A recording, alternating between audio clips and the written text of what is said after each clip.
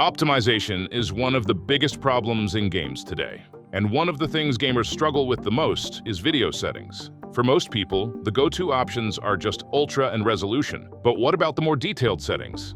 In this video, I'll go through all the important video settings in games one by one. By the end of the video, you will clearly know what each setting does, how much it affects performance, and which ones you can truly sacrifice. Without further ado, let's get started. Nowadays, many games have preset graphic settings like low, medium, high, very high, and ultra. As you can guess, ultra offers the highest visual quality but also drops performance the most. This is exactly where the main misconception begins. Let's clarify this. Every graphic setting does not work the same way in every game. In Game A, ultra settings might seriously improve graphics while tanking performance. In Game B, it might not create a visible difference compared to high settings, but will cause you to lose FPS unnecessarily. In Game C, even if it affects performance, the visual difference might be night and day. So, this situation depends entirely on the game you are playing and its optimization. Another problem is that ultra settings are hugely overrated. Yes, high graphic settings look very nice, but if you aren't standing still to watch the scenery while playing, it is quite likely you won't notice most of these details. Now that I've made the necessary warnings, we can move on to the advanced settings section. To make the explanation clearer, I've divided these settings into a few categories. These categories are image clarity, object clarity, and general visual quality. Resolution. Images on screens are made up of pixels. The higher the pixel count, the sharper the image. The most common resolutions today are 1920 by 1080, Full HD, 2560 by 1440, Quad HD, and 3840 by 2160, 4K. These values determine the total number of pixels to be rendered on the screen. As the pixel count increases, the data the GPU needs to process also increases. This directly means a loss in performance. Resolution scale determines at what percentage of the resolution the image is rendered relative to the screen. By default, it is usually 100%, meaning the full resolution you selected is used. For example, 80% renders the image at a lower resolution and scales it up to the screen, while 120% renders the image at a higher resolution and shrinks it down. This setting directly affects image clarity and performance. Aspect ratio is the width-to-height ratio of the image. The most common ratio used today is 16:9. 21:9 is called ultra-wide and is used with monitors that support this ratio. 4:3 is a format closer to a square and is largely considered outdated today. Since this setting also changes the resolution used, it has an indirect effect on performance. Upscale and downscale. You can think of this as the balance between the rendered resolution and the resolution you see on the screen. Upscaling is displaying an image rendered at a lower resolution at a higher resolution. For example, scaling an image created at 720p up to 1080p. Downscaling is compressing an image rendered at a high resolution down to a lower resolution. However, this method can lead to its own unique problems. For instance, when an image created at Quad HD resolution is dropped to 1080p, since the image pixels and monitor pixels do not map one-to-one, clarity differences may occur depending on the monitor. That's why there is a quite noticeable difference between a downscaled Quad HD image and a native Quad HD image on a 1080p monitor. Generally, upscaling increases the performance you get in-game, while downscaling reduces performance without improving image quality all that much. As an extension of this topic, DLSS and FSR. These two technologies are basically advanced upscaling methods. The PC renders the image at a lower resolution, such as 720p or 1080p, and presents it to the monitor as if it were a higher resolution. In classic upscaling methods, this process usually leads to noticeable quality loss. DLSS and FSR come into play at this point, using various algorithms to make the image much cleaner, sharper, and more stable. They yield significantly better results compared to standard upscaling methods. Especially at high resolutions like Quad HD and 4K, when integrated into the game correctly, they can provide a significant performance boost without ruining image quality too much. Frame generation. As the pixel count increases, performance drops. As the pixel count decreases, performance increases, but this time, image clarity deteriorates. Frame generation technology establishes this balance quite effectively, almost like an illusion. This method reduces the amount of pixels processed in certain areas of the screen. To prevent a distinct loss of quality in the image, algorithms and AI-supported mechanisms step in to generate artificial frames and pixels. These artificial frames reduce the load on the GPU and can provide incredible performance gains in some scenarios. However, there is a price to pay. Frame generation can cause image artifacts and input lag. There are different levels to this setting. For example, when going up to high values like 4x, visual artifacts and latency becomes more apparent. This feature is usually called multi-frame generation and refers to the number of artificial frames generated. It seriously increases performance, but it increases the negative effects I mentioned at the same rate. Reflex and anti-lag are techniques used to reduce input lag. Their main purpose is to reduce the overall latency in your PC setup, ensuring keyboard and mouse movements are reflected in the game faster, but they may not be equally effective in every scenario. You might have seen this setting used in conjunction with frame generation. FOV, or field of view. FOV refers to the viewing angle in the game. When increased, it offers a wider field of view, like in GoPro videos. Since more area is shown on the screen, performance is theoretically expected to drop, but in practice, this is often not the case. Personally, I haven't really witnessed the FOV setting causing a serious performance problem to date. Anti-Aliasing. It is easier to understand this setting by thinking with the logic of pixel art. Pixels are square, and this structure leads to problems we see as jagged edges or shimmering, especially on diagonal lines and edges. Anti-aliasing techniques aim to make these diagonal transitions look smoother by applying different sampling and center points to pixels. The anti-aliasing method used affects both image quality and performance directly. Without going into too much detail, if we need to make a general quality ranking, we can list them as follows. However, it is important to emphasize this. This ranking may not always be exactly valid. In fact, in some games, MSAA might give worse performance compared to FXAA. So here too, instead of the best, you need to find the setting that makes the most sense in the game you are playing. Soft shadows is a setting that ensures shadow edges blur and soften as they get further from the light source, just like in the real world. When off, shadows look sharper and pixelated, while soft shadows adds depth and naturalness to them. Sync technologies. Before moving on to sync technologies, you need to know the concept of screen tearing. While gaming, the graphics card produces more than 1 frame per second. If the timing of sending these frames to the screen clashes, the frames overlap and image distortions resembling tearing occur on the screen. Sync technologies were developed largely to prevent this problem.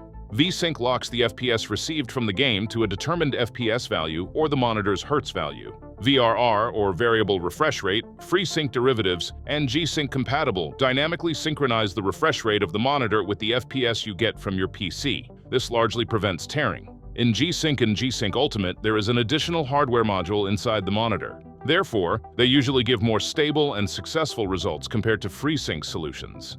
However, their prices are high because they require special integrated hardware in the monitor. Also, the mandatory use of an NVIDIA graphics card is a significant restriction of these technologies. Depth of field makes areas outside the focus point appear blurry. Basically, it simulates the focusing logic of the human eye. Its effect on performance is negligible. However, since it can be distracting in some games, leaving it on or off is entirely up to personal preference. Motion blur creates a cinematic blur during fast camera movements. It is sometimes used to hide the feeling of low FPS or to increase the perception of speed, especially in racing games. It can look nice when done right. Since its effect on performance is very low, the choice here is also completely personal. Bloom. Like motion blur, it aims to mimic our eye's reaction to light. It is a slight hazy glow effect that occurs around bright light sources. Most gamers usually keep this setting off as they think it negatively affects visibility.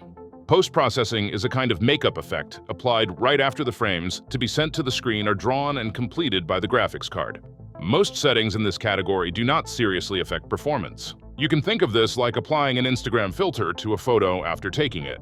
Post-processing is not a single setting. It is a package formed by the combination of multiple visual effects. Some settings I will mention later in the video fall under this category. The reason I mention it now is that these effects can directly affect image sharpness. To not go into too much detail, the settings under the post-processing title can generally be listed as follows. Model quality. This setting usually works like a structure where multiple subsettings are gathered under a single title. It determines how smooth and detailed the objects you see in the game will appear. Its effect on performance can change from game to game and even scene to scene. Tessellation adds three-dimensional depth to the scene by adding extra geometric detail to simple surfaces. Details like wall indentations, cobblestone paths, and tree barks are examples of this. It affects performance almost barely in most games. However, in some games, the level differences might be visually more distinct. Mesh quality increases the number of polygons used in modeling objects and thus raises the detail level. Indirectly, it also affects long-distance clarity. Its effect on performance can be quite distinct, especially if your hardware is insufficient. The main difference from tessellation is this. Mesh forms the basic skeleton of the object. Tessellation is the extra geometric detail added onto the skeleton by the GPU. Therefore, while mesh quality usually seriously affects performance, tessellation creates a much more limited performance difference in most scenarios. Texture quality. The images we see on the screen basically consist of model and texture components. While the model determines the shape and geometry of the object, the texture defines the color and surface details. Texture quality determines the resolution of the textures used on objects. As the level rises, textures look sharper and more realistic. However, this setting seriously increases VRAM usage and can lead to stutters if memory is insufficient. If you are using a graphics card with 8 GB of VRAM, it would be logical to lower this setting by at least 1 notch. Texture filtering prevents textures far from the camera from looking low resolution and blurry. The quality ranking is usually from worst to best as follows. Anisotropic filtering gives the most successful results in this regard. Its effect on performance is quite low, so it can usually be left at the highest level. Grass, terrain, vegetation, water, and cloud quality. These settings, as the name suggests, determine the visual quality of specific elements like grass, ground, vegetation, water, and clouds. Their effects on performance vary depending on the game you play and how frequently these objects are used in the scene. Gamma and brightness. These settings appear most frequently in horror games and esports-focused settings. Brightness adds or subtracts an equal amount of light to all pixels on the screen. When raised too high, areas that should be black turn gray. When lowered too much, whites become grayish. Gamma intervenes only in the midtones. By keeping the blackest and whitest points as fixed as possible, it changes the distribution of the gray tones in between. When you lower gamma, details and shadows become more visible, but contrast decreases. When you increase gamma, shadows become deeper and darker, and the image contrast rises. If you are bored with a specific game's visual atmosphere, I recommend playing with these settings a bit, as in some games, default gamma and brightness values can be quite bad. Shader quality is one of the most complex settings in games and affects both performance and image quality seriously. This setting controls the complexity of small programs, that is, shaders, which determine how light interacts with surfaces. Its effects are not limited to just shadows. Many details like the metallic look of a surface, its wetness, roughness, or how it reflects light also depends directly on shader quality. Shadow quality determines the detail level of shadows and their density in the scene. Its contribution to visual quality is high. However, it can also have serious effects on performance. It can create FPS drops, especially in open areas and scenes with a high number of light sources. Ambient occlusion is a lighting technique where contact shadows formed after light hits objects are calculated by the GPU. Depending on its type, it generally doesn't drop performance too much and adds a more realistic depth to the scene. Therefore, I recommend keeping it on, even at a low level. Generally, the quality and cost ranking from worst to best is as follows. In this ranking, as you go up, both the quality and the performance toll rises at the same rate. To summarize the most talked about ones today, in ray tracing, virtual rays are cast from the pixels on the screen. These rays hit objects and mathematically calculate whether light reaches that point or not. Even objects outside the screen that the camera doesn't see can cast shadows on each other. Light filters through objects, creating much more natural shadows. Path tracing combines not only shadows, but also reflections, light refractions, and light bouncing off surfaces into a single, massive simulation. Light leaves its source and bounces hundreds of times, illuminating the entire scene. These two technologies heavily affect performance. That's why it is not possible to use them efficiently on every PC. If you want to turn them on, you generally need additional technologies like DLSS or frame generation. Reflection quality, as the name suggests, determines the quality of reflections and how often they are used in the scene. This setting can be directly affected by technologies like ray tracing and path tracing. Particle or effect quality determines the frequency and visual quality of dynamic and temporary effects like smoke, fire, explosions, water splashes, snowflakes, sparks, and magic effects. This setting can cause momentary FPS drops depending on the game and the scene. Volumetric effects work with a logic similar to particle quality. It represents masses of gas and fog with density that light passes through, or volumetric fog. Unlike particle effects, it is not limited to a single momentary scene. For example, it can create a continuous performance load in all areas with fog. Still, the performance impact of this setting changes seriously from game to game. Level of detail, or LOD. When an object is far from you, it is rendered with a lower polygon count. As you get closer, the detail level is gradually increased. Thus, the load on the PC is reduced. However, the way LOD is applied can differ from game to game. Some games limit objects dropping to very low polygons, while others work with a draw distance logic. For example, it might force rendering objects at a distance that would take minutes to reach in high detail prematurely. That's why the effect of this setting can change according to the game, and most of the time, using it at the ultra level doesn't make much sense. The right graphics setting is about striking the right balance between these. However, if these confuse you, and you want to get the best performance without experiencing a serious loss in image quality, you can search the internet for the recommended settings for the game you are playing. And so, our video comes to an end. So is there a setting you suggest turning on or off? Don't forget to talk about it in the comments.